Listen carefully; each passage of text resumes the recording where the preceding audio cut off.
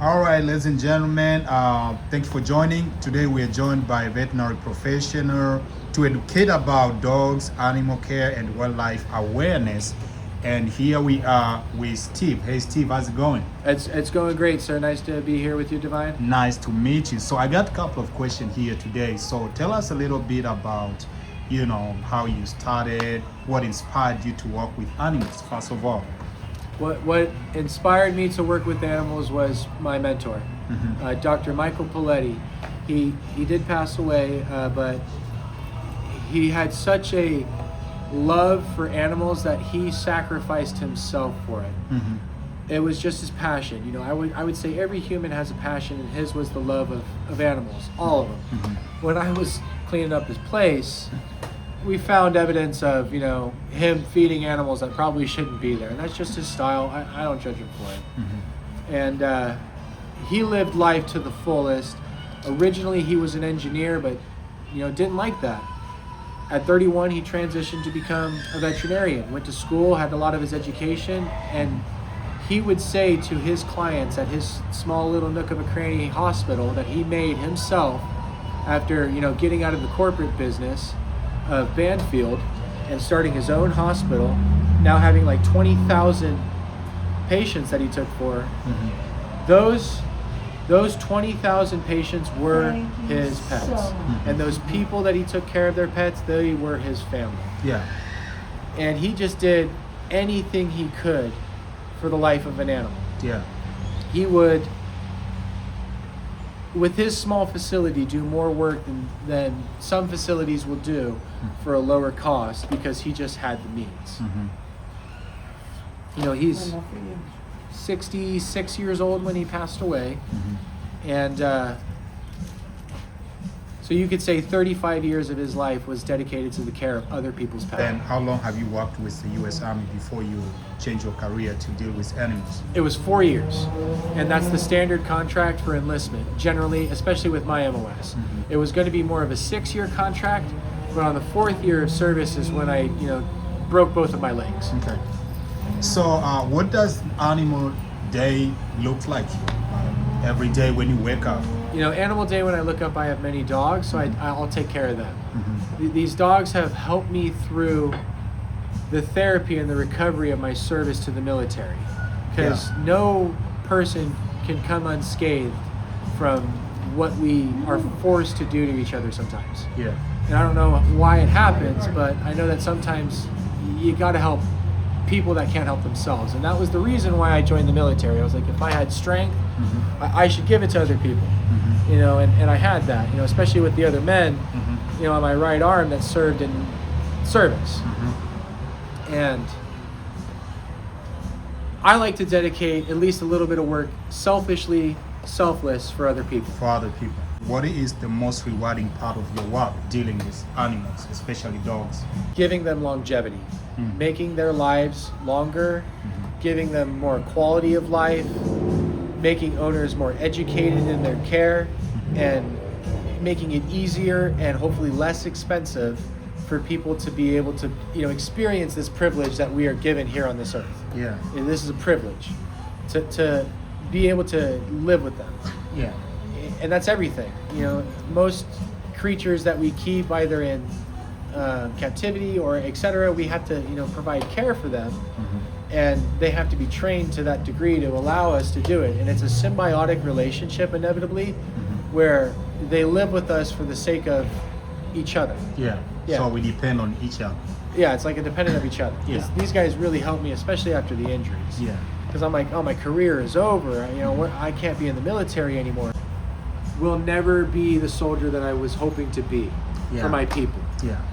And that now I can transition to a person who can help people who have animals that just don't know enough about their animals. Yeah.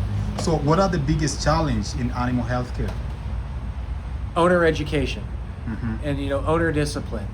Having the person who is technically responsible for the animal follow the plan as best they can with the doctor, and then probably the financial portion. I'm on the big husky thing because I've always wanted a pack of dogs that I could just watch them exist. Yeah. Just experience life with them. That's what it is for me. It's symbiotic.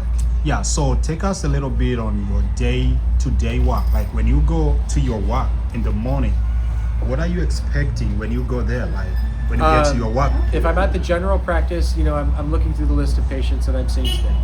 Some of those patients, they just instinctually have reactions to being there. It's fear. When you talk about patient, are you talking about dogs? Dogs and cats. And cats. Those are the patients, right? Those are our patients. So, we are responsible for their health because, we're trained as professionals to be able to place catheters, draw blood samples, run lab work, and tell the person who is, the owner responsible for this dog, who they do what they do for me, give them healthcare, help them through trauma, live that symbiotic relationship. And then I have to help that owner do that. That's my responsibility as every a day technician. as you go and to I work. have to assist the veterinarian, the person most responsible, the doctor, for surgery, when trying to remove anatomy or trying to fix broken pieces. Say if a dog breaks its legs, I'm the assistant in doing that. I prepare things. I sterilize the surgical tools. Yeah. I help the doctor with the surgery, run anesthesia. Yeah. And how many hours do you work a day? That's really dependent. Sometimes it's extending on it can be short, it can be long. Depend on the day. It just really depends on how many patients we're seeing, especially when I work at the ER. If I'm at the ER, it might be a 5-hour, it could be a 7-hour, sometimes, it could be a 12-hour shift. 12 hours, depend on the day. And it also depends on what your role is. There's Yeah. ICU nurses, which I haven't really had the experience of doing yet, who will stay at emergency rooms for hours overnight, because they can experience same diseases as humans. With kidney failure, liver failure, heart disease. Say if your elderly grandmother, she has a heart attack, a dog or a cat can do that too. And so we're on that side of it rather than, say, a human hospital. Okay, so when it comes to human hospital, I know there is different type of healthcare, like hospice, like a patient is going to hospice. Do dogs also have such a thing like that? Yes. I had a 20-year-old Chihuahua, and I had her since I've been in high school. She was suffering from chronic renal failure, which is kidney disease. It starts in early stage. You can detect it with blood work, which we did. I tried to provide treatment for her, but she refused treatment. She refused? She refused treatment. So, imagine you're just kind of a senile old person. You don't really understand what's going on. And I have to stick a needle into your back to give you fluids. The fluids help stave off the longevity of prolonged kidney disease. Like kidney disease, even in humans, once it's diagnosed, it's progressive. It never gets better. And eventually, it could be what kills you.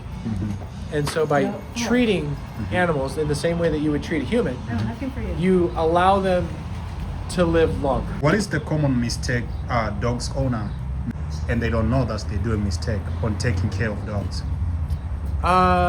Diet control or people food.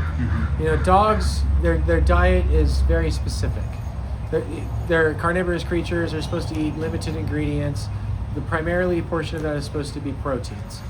Like animal proteins. So dogs are supposed to eat dog food. Dog food. And how many calories, like in 24 hours, a dog should take? There's not a specific ratio for each dog. The best way to go is based on look. So you want to look at your animal in the same way that you could see a human that's healthy in shape. Look for the contours of the body, because every human's an individual. So are animals. Their genetics might not be the same. So a specific feeding ratio for each dog is not concrete. There's not a specific science to that. It's go off of how the dog looks, feels, moves. Pay attention to their body behavior. If they're having difficulty getting up, you can visually see if your dog is overweight. Okay. Yeah. What is the most breed require the most care in terms of dogs? Small dogs. Small dogs. You know, smaller dogs like Chihuahuas, anything that's, the term is called bronchial cephalic. It's where the muzzle, which is this Yeah. portion of the dog, sorry, This portion. Mhm. the snout is, you know, pushed in. And that's done through, you know, breeding. Breathing. Pugs, Cavaliers, Boston Terriers, French Bulldogs. Those smaller breeds are prone to English more. Bulldogs, Okay. What's that? English Bulldogs, English Bulldogs. You know, things with Boxers. muzzle issues. Yeah. Because it affects your Breathing. pulmonary system and your cardiac system, your breathing. So if you affect your ability to breathe, it's going to affect your ability to use your heart. And because since then they're starting to make, you know, breeds that have less of that genetic issue. So in pugs, I have a patient, that pug does not have bronchial cephalic Yeah. because they've now bred it out. Okay. Because that will cause issues prolonged, like sleep apnea Yeah. or pulmonary disease or etc. How do we know the dog is sick? Because they don't talk. Lack of appetite, vomiting, diarrhea, anything, you know, say if you have blood coming out of your dog, that's not good. That's obviously bad. If they're And doing, they're not their usual. they will not act their usual self. Oh. You They know, change. Like you see different You know, behaviors. kind of like how you feel yourself. You're like, damn, I'm slow. feel down, You like feel down. You feel kind of crud. You can visually kind of perspect that in dogs because you know you happy, loose, body language, having a good time, but they're kind of like slumped over, Or Yeah. sad, not really drinking any water, not really eating. Yeah. Those are something the signs is that up. something is wrong. Something is unusual. What about That's the con- temperature? How do we know that the temperature is a little high? Do we? Canine's temperature and also feline's temperature, this is just what I know, runs between like 101 degrees. You can go to like 99.9 to about like 102.5. It has like a range. So it's 102.5 to like 100.1 Fahrenheit. I can't remember what that is Celsius because we don't really use that Yeah, system yeah, here. So that would be a normal range body temperature.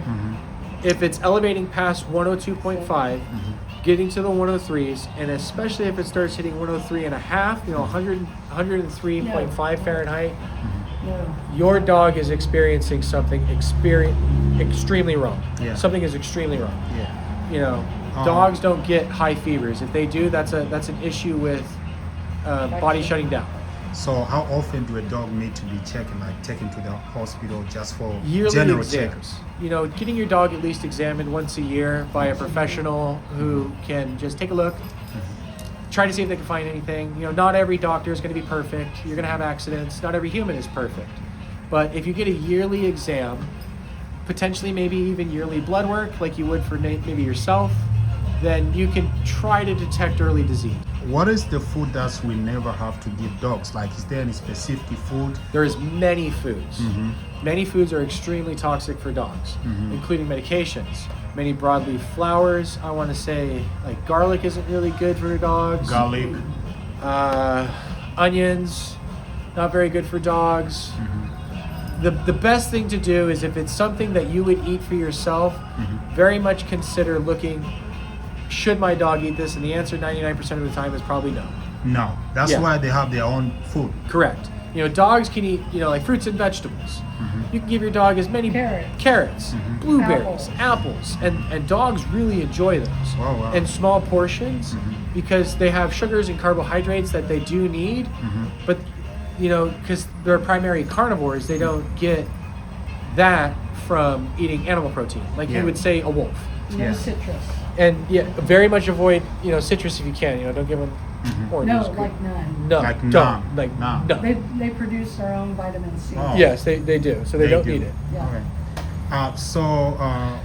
How important are vaccines for dogs, and what kind of vaccines are very important? It is dependent on location. Your veterinarian would probably know the best depending on location. Here, leptospirosis is a bacterial disease. It affects every mammalian. You can find it at the coast. Rats are the primary carrier here in Salem. It's passed through feces and urine, and it affects the kidney and liver, causes kidney failure. There's distemper, which is an upper respiratory disease. Parvo, parvo, which is a gastrointestinal disease. It eats away at the gastrointestinal lining. There's, of course, rabies. In many more rural areas, you'll find much more of those diseases. And Yeah. parasites. And parasites. Intestinal parasites like heartworm disease, pinworms, roundworms, hookworms. There's just so many intestinal parasites, and you can find symptoms of that usually with vomiting and diarrhea. Yeah. What is the one thing that a dog owner must know and why? Read body language. The body language. Body language. Dogs communicate 90% through body language. Stiffness is a sign of fear or nervousness or something's irregular. Like, she's kind of stiff. Her She attention hears is more something out point. there. So I'm paying a little more closer attention to her. Yeah. He's an old man. He's been a dominant boy. He doesn't care. He doesn't care. Yeah. You can let him wander. I've let him be the dog that he wants to be, and dogs are predators. So he's hunted. Oh. He's gotten quite a few squirrels, raccoons, gophers, turkeys. When he was younger. 2, 3 years old, he did that. Yeah. His puppies do it. It's Do an they instinctual. eat when they hunt? Do they eat those kind of? So Typically, no. They just you kill. bring it. It's a sport thing for many canines. They bring They enjoy doing it just they for enjoy fun. doing it. It's for fun and pleasure, and it's also for the reward of ownership. The ownership. So many times dogs will take that kill, bring it to the owner, receive some sort of reward or clarity. Symbiotic. Yeah. You give to him, he gives to you. Yeah. So for somebody who is listening us and he doesn't know what the meaning of canine, what's that mean? What do you mean when you say canine? Because there are people, they don't know what is canine. Canine refers to the species. Species, kind of species of dogs, Because especially the military. the tree of species. A feline would be That's cats, and there's large breed felines like lions. That's technically still a feline. There's equine, horses, bovine, cows.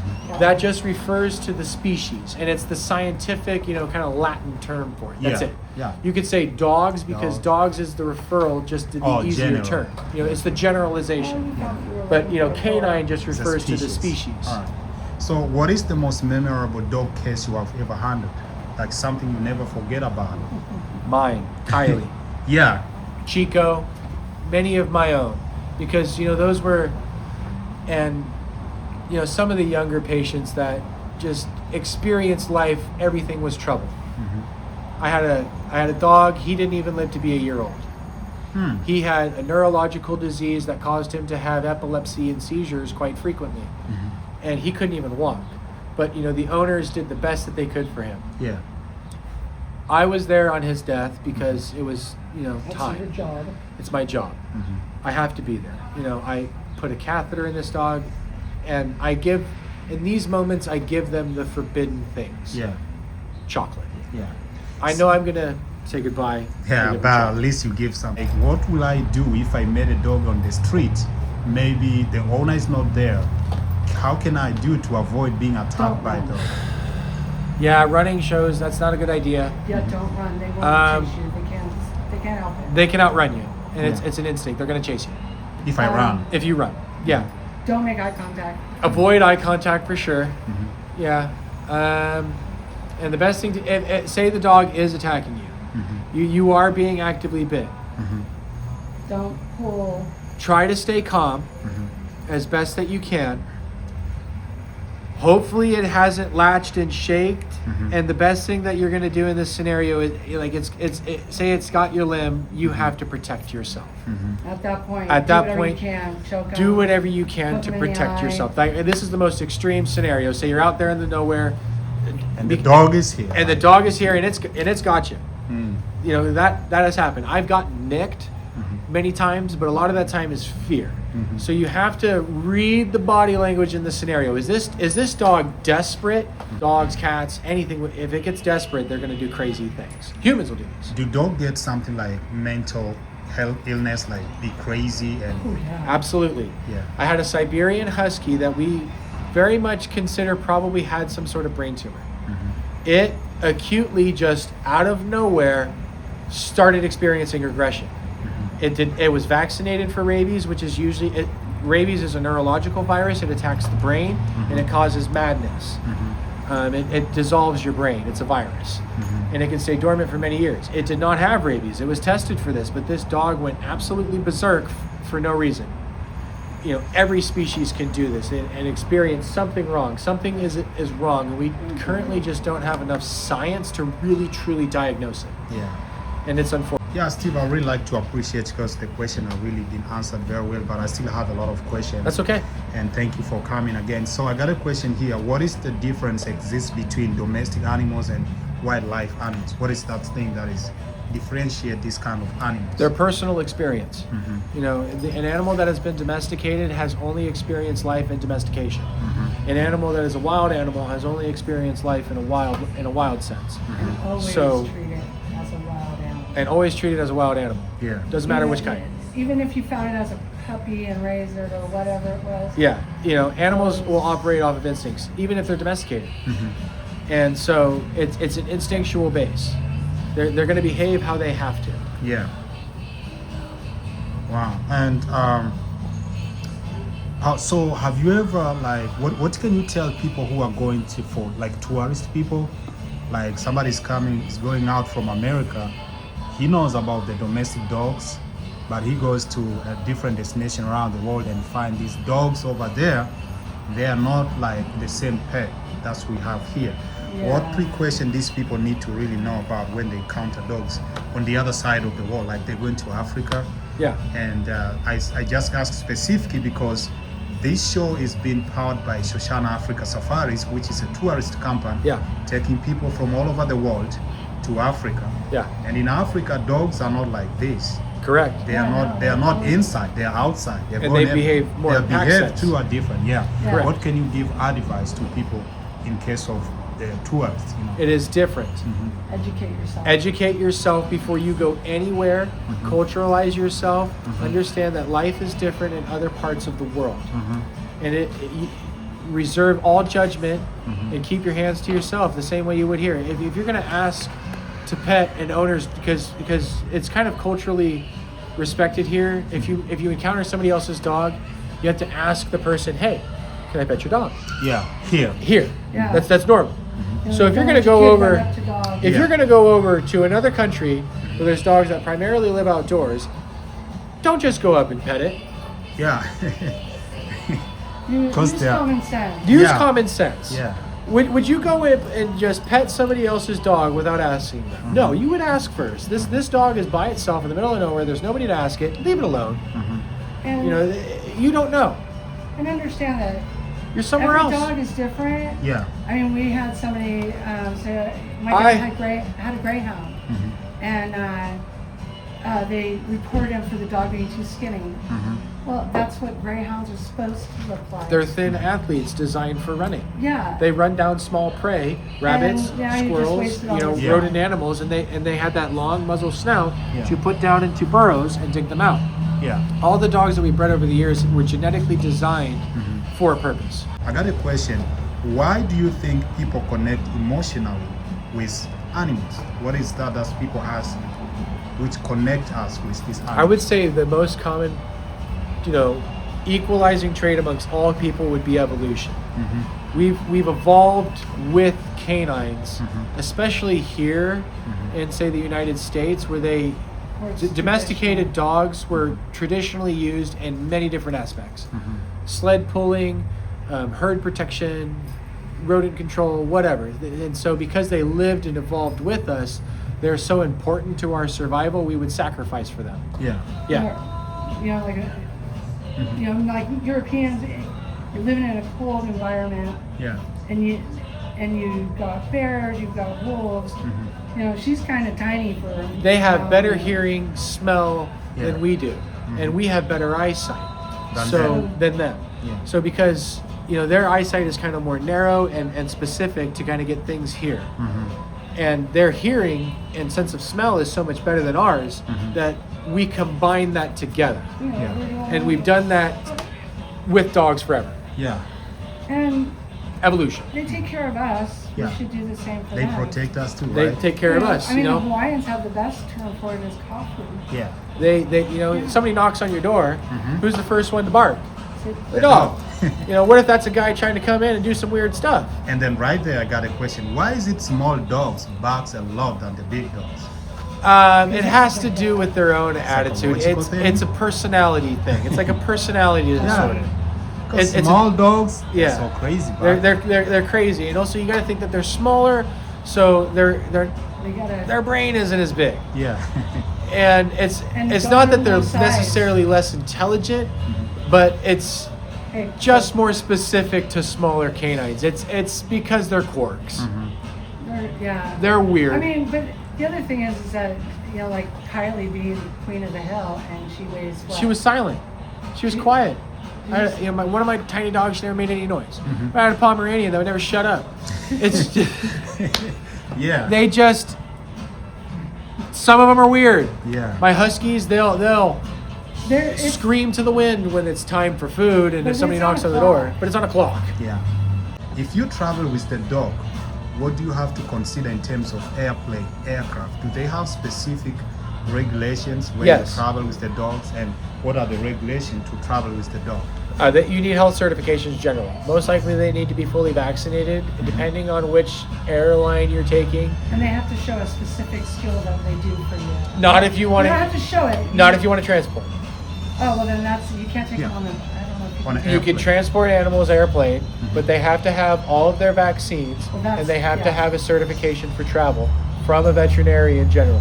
Yeah, It's so a they- health certification for travel saying that this animal is healthy, not carrying disease, and will be able to be traveling and not cause a problem. And then Do they- anything overseas or you're Do going they have overseas, specific or- boarding pass, or do they go to the normal cabin with a human being, or Depends on what you're doing. That should you always know- flow right next to him. Yeah. You can That's in usually ways Shih Tzu. get dogs a seat to be able to sit with you. There are regulations and rules that allow for it. do you but pay it's- the same fee? Like let's say you I'm will going to. you could potentially pay more fees. Oh, We haven't had experience with that. It's all dependent. You could potentially pay more fees with traveling with canines, and they have to have their certifications. Otherwise, clarify this question for me. I heard that in the United States, it's easy to have a baby in terms of cost than Children. to own a dog. For example, you're going to rent an apartment. Is there any charge that would be added up just because you have a dog? And how much do you think? I think it's probably dependent on the apartment, but the answer is more probably yes. Yeah. If you have a dog and you're going to rent an apartment, you're most likely going to pay some sort of fee, and there's going to be regulations and stipulations on whoever owns Size. its Yeah. size and weight, whoever owns really- the apartment. yeah. It's their discretion. I mean, there are some government exceptions, like if you're blind. If you have If you have a- Americans with Disabilities Act regulated canine who say is a service animal, that is an exception. So that, in many ways there's loopholes and this, that, and the other. He is registered by my doctor through the VA as an emotional service animal for medical trauma PTSD. But that doesn't give them any rights to go to places. Yes, it does. Oh, does it? Yes, it does. But I still would have to pay the fee. Yeah. No matter what, you got to pay the fee. Like how much for generally? Say you pay 1,700 for the apartment. How much will you be Oh added? God! When I was younger, they would say it's $50, but now they're going to probably charge you $250 or more. It's not going to be cheap. Yeah. Most likely, especially in an apartment, it's not going to be cheap. And in any way, pet ownership is a privilege, and if you don't have the ability or the means, be careful in owning one. Oh yeah. And know your breed. I always try yeah. to own one here, but I'm scared of those kind of. Be careful. costs. Yeah. Start slow.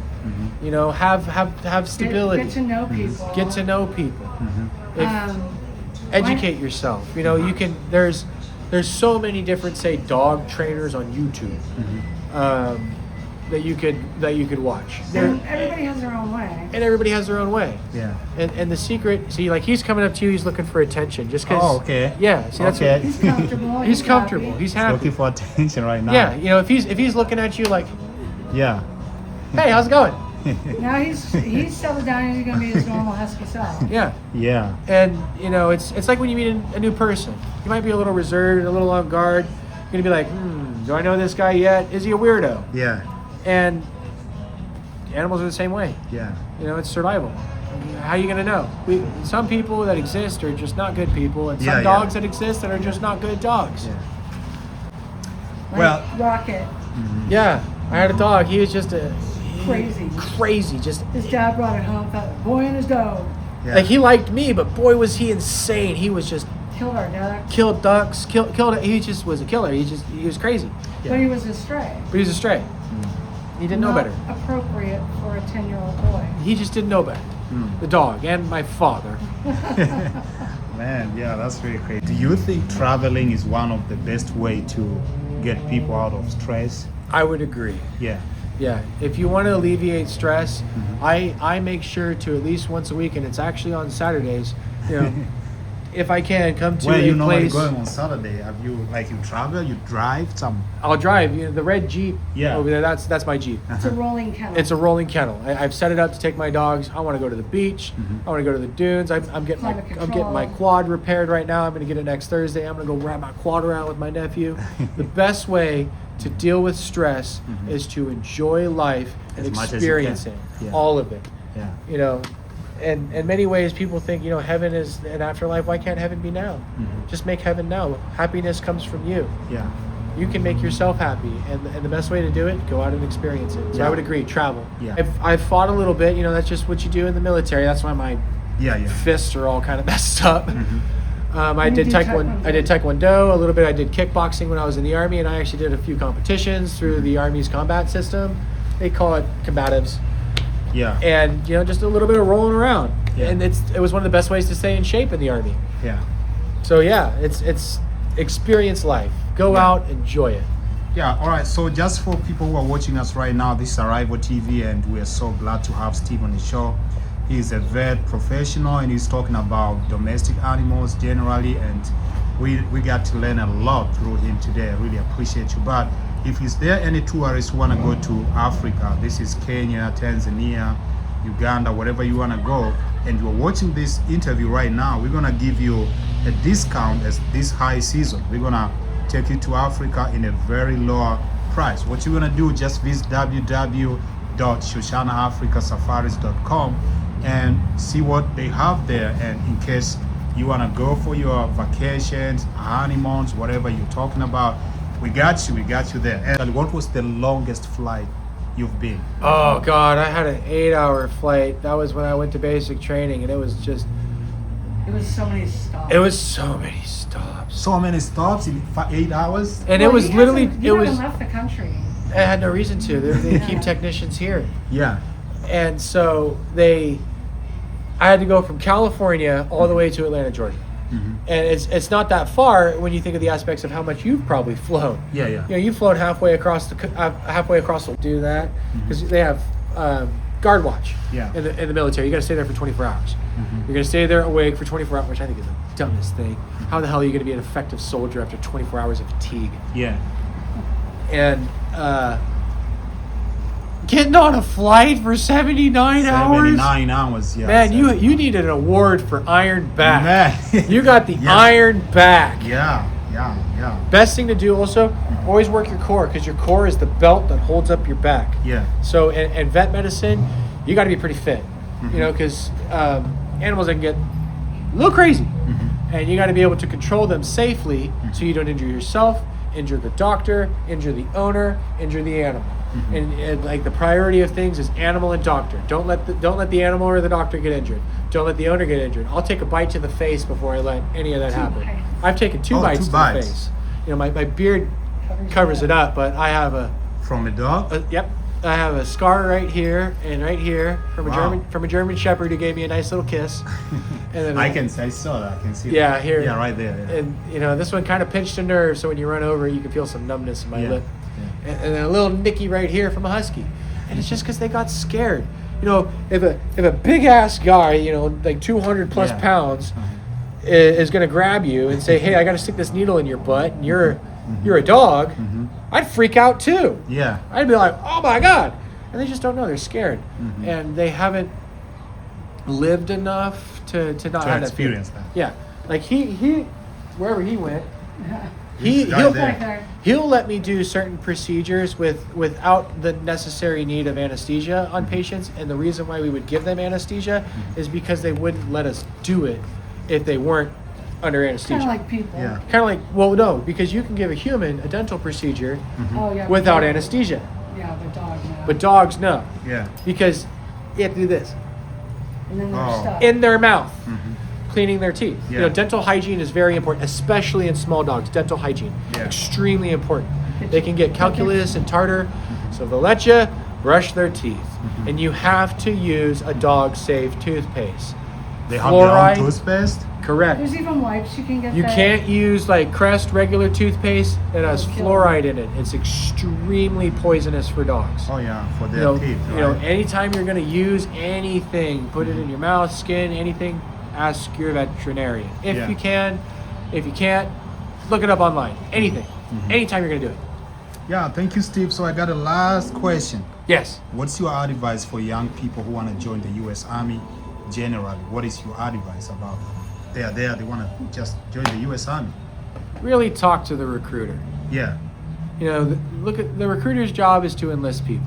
So the more people he enlists, the happier the Army he's is. gonna pay, right? They don't necessarily get incentives. There's no No, incentive for yeah. more recruitment. Oh, They okay. get it paid a flat. You get paid a salary. flat salary no matter what. It's So based it's No, all no matter like how many people you're gonna. correct. Yeah. It's all based on ranked. But you know, you might get an ass chewing, and nobody likes an ass chewing. Yeah. You know, Hey, you need to enlist more people. Why aren't you doing that? That's what's going to happen if Well, you're a no, recruiter. You enlisted a lot So, of people. Good job. If you are Oh, a that's young the only man, thing. yeah, that's it. if you're a young man, 18 years old, wanting to join the U.S. Army, seriously do your research Yeah. on what MOS you want to be. You know, your job, and how you can take the ASVAB. The ASVAB is the test that everybody takes, no matter what join. branch, that gives you your like, what Where- job can you do? You know, what's your What's your knowledge? aptitude do you have? What knowledge do you have? What skills do you have? Because it's just a base test to kind of test your IQ, Yeah.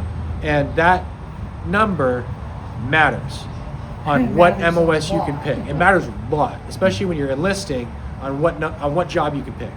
The higher your ASVAB, the higher more the jobs job you could do, Yeah. and those jobs are dependent on, you know, exiting the military. If Okay. you're infantry, how many jobs are there for infantry outside of the Army? Zero. Zero. Zero. If you're an electronic engineer like I was, how many jobs are there outside of the military? A lot. A lot. So make sure what job you pick is something that is useful outside the Army. Because Oh, the Army yeah. is small, it's short, it's a small little blip in your life. Yeah. You are not going to be in the Army forever. Yeah. And definitely put money aside for school. So that Put you money, can- you do get your GI Bill and listen to it, take every benefit that the Army offers, every single one, you know, eat it up. Yeah. Eat it up. Eat every single benefit they give you up, because those are useful. And Yeah. you won't end up in debt. And you won't end up in debt. Mm-hmm. You know, I mean, you're not in debt. because You own a house and a car. I own my house and my car and He's 30. 32, and I bought my house when I was 22. Wow. But it's because I didn't waste my time and my money. Yeah. I would focus on yourself. So if you fail the ASVAB, you cannot join the army, right? You can retake it. You Oh, can you retake the retake. How many ASVAB time you can as retake? many times as you want, is from what I understand. Yeah. Enlistment numbers can be so scarce that they're just like, yeah, go Oh, ahead, go okay. ahead, You're, go ahead. you're gonna go and clean. And recruiters will clean you up, you know, especially if you're a young man, you don't know where to go. There's Mm-hmm. nothing wrong with being infantry. You will get skills.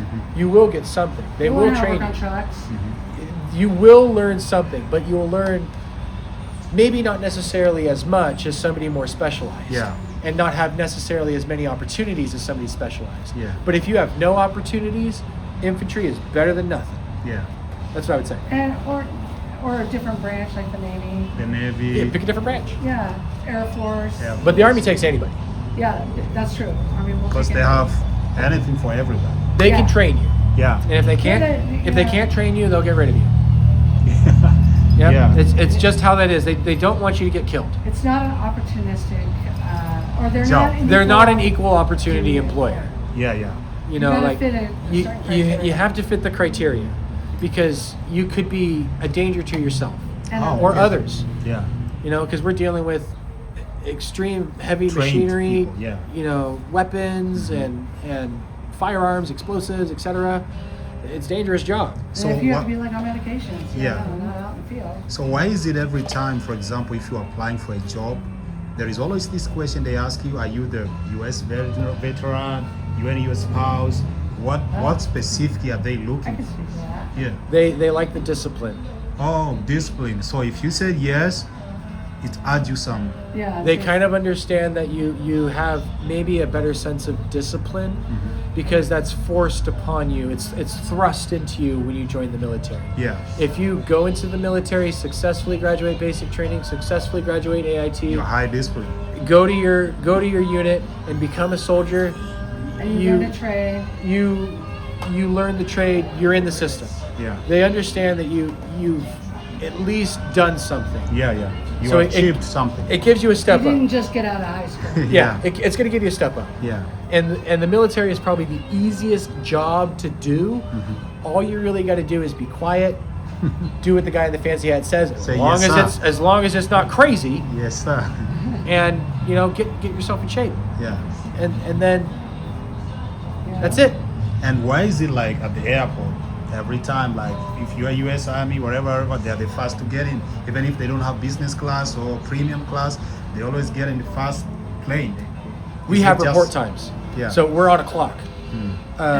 So There's an that agreement soldier for that. traveling in uniform, that's a reason why we are in uniform. We're working. Yeah.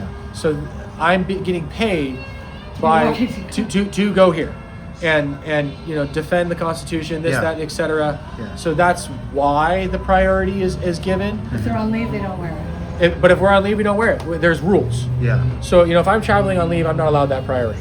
I had to be on orders. Okay. Transferring duty stations to somewhere else or going to conflict Okay. to put on the So- uniform to so get not priority. just anybody. Like. Yeah. Yeah. You must. Some be going. people will abuse it. I see a lot of people. I'm Some traveling. people will Called abuse it. stolen. Yeah. Stolen valor. Or, That's different. Oh. You could be an active duty soldier and then put on your uniform, not be on orders to get better flight. I've seen it happen. I know it's going to happen. There's bad apples everywhere. And if you are not an active duty like you now, can you wear your uniform right now?